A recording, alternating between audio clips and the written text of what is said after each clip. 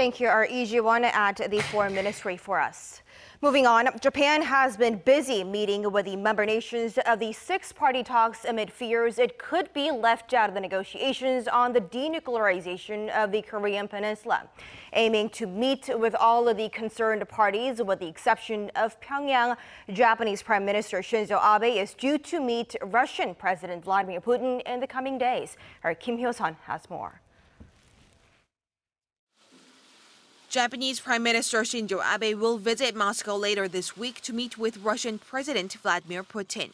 Abe's scheduled visit on May 26th will be an opportunity for him to personally congratulate Putin on his fourth term, but most importantly, it will be a chance for him to discuss the denuclearization of the Korean Peninsula with the Russian leader.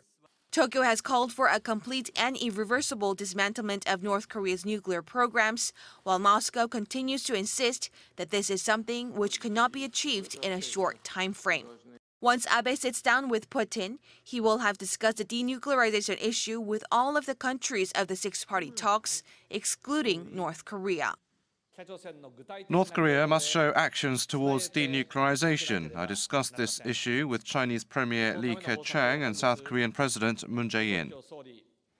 Following a summit with U.S. President Donald Trump last month, Abe is making efforts to sit down with him once again on the sidelines of the G7 summit to be held in Canada early next month. Watchers also expect Abe will even fly to Singapore following the North Korea-U.S. summit to hear the results of the talks directly from President Trump. While Abe has looked for ways to engage in dialogue with Pyongyang by bringing up the issue of Japanese abductees in the north, the regime has firmly rejected such overtures. Tokyo is currently exerting every effort not to be excluded from the denuclearization talks and is especially preparing for a possible multilateral discussion among the countries of the six-party talks. Kim Hyo-sun, Arirang News.